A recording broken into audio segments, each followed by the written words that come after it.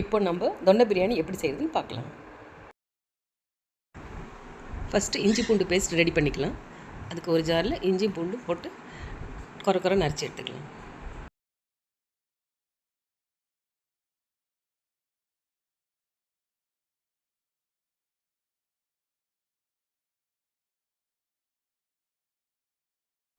அடுத்தது பச்சை மிளகா, கொத்தமல்லி தழை, புதினா, வெந்தயக்கீரை போட்டு பேஸ்ட் மாதிரி அரைச்சிக்கலாம். என்கிட்ட வெந்தயக்கீரை இல்லை, அதனால் நான் கஸ்தூரி மேத்தி போட்டிருக்கேன். இது கொஞ்சம் பேஸ்ட் மாதிரி அரைச்சி எடுத்துக்கலாம்.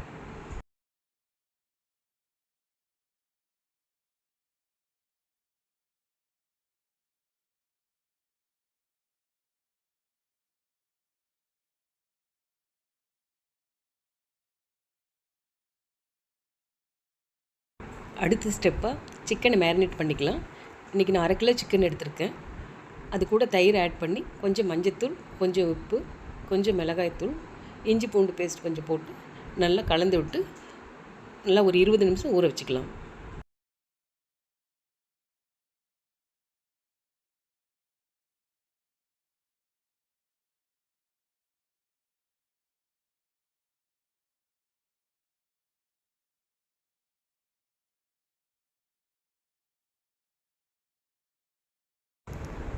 இப்போ நம்ம இதை நல்லா மிக்ஸ் பண்ணிட்டோம்.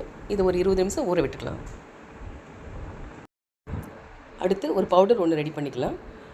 அதுக்கு எல்லா ஸ்பைசஸும் போட்டு கூடவே மிளகு கொஞ்சம், சீரகம் கொஞ்சம், வர கொத்தமல்லி கொஞ்சம் போட்டு லைட்டாக சிறுந்தீயில் கொஞ்சமாக வறுத்து அதை மிக்சியில் போட்டு பவுடராக்கி எடுத்துக்கலாம்.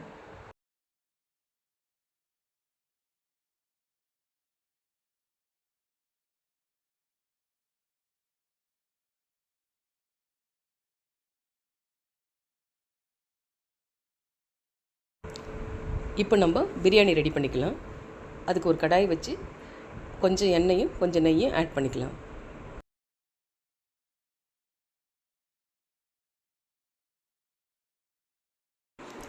எண்ணெய் சூடானதும் சின்ன துண்டு பட்டையும் ஒரு 3 லவங்கமும் சேர்த்துக்கலாம்.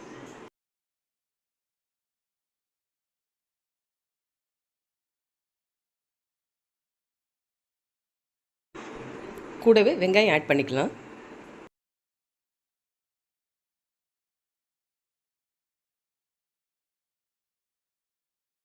வெங்காயம் கொஞ்சம் வதங்கின உடனே அது கூட இஞ்சி பூண்டு பேஸ்ட் ஆட் பண்ணி நல்லா கிளறி விட்டுக்கலாம்.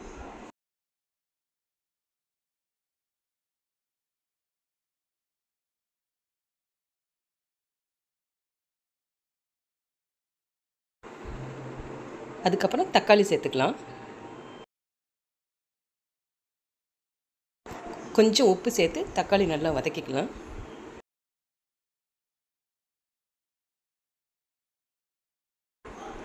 இப்போ நம்ம பொடி பண்ணி வச்சுருக்க பவுடரை ஆட் பண்ணிக்கலாம்.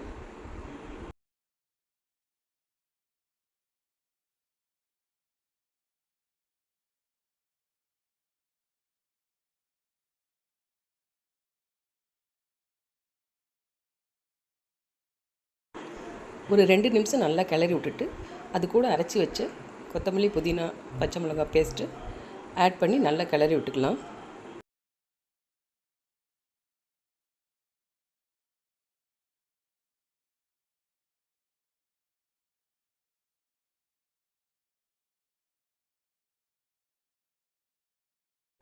இது ஒரு 2 நிமிஷம் நல்லா கிளறி விட்டு அதுக்கப்புறம் அது கூட மேரினேட் பண்ண சிக்கன் எடுத்து அது கூட ஆட் பண்ணி நல்லா கிளறி விட்டுக்கலாம்.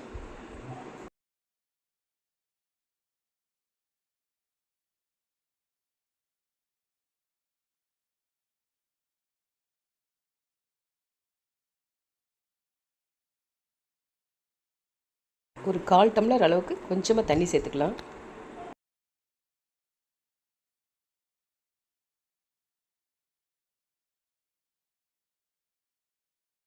தேவையான அளவு உப்பு ஆட் பண்ணிக்கலாம்.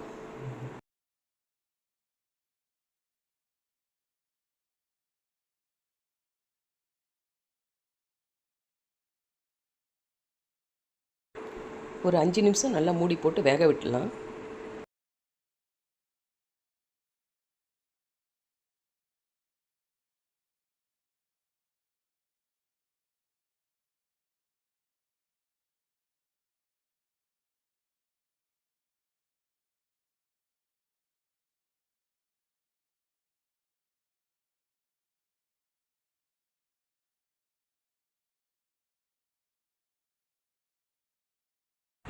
சிக்கன் ஒரு பாதி அளவு வெந்திருந்தால் நம்மளுக்கு போதும்.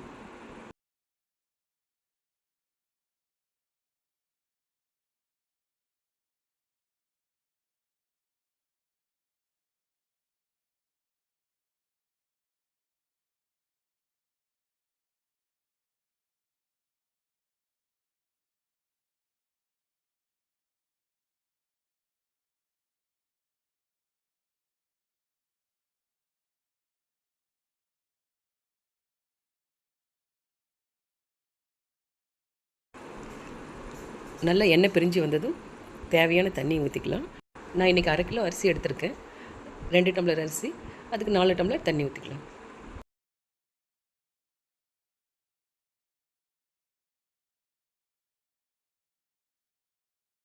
தண்ணி நல்லா கொதிக்கும் போது ஊற வச்ச அரிசி அதில் சேர்த்துக்கலாம்.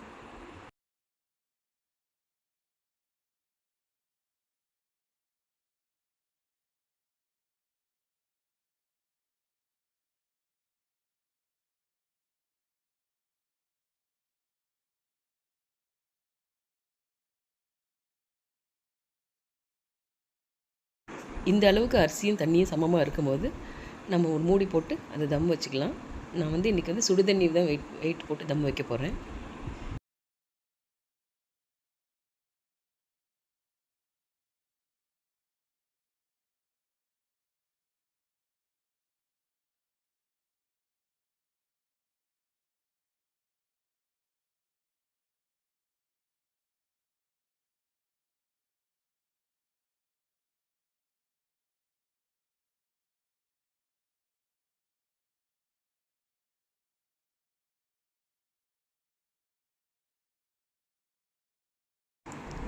இப்போ நம்மளுக்கு பிரியாணி நல்லா ரெடி ஆகிடுச்சு.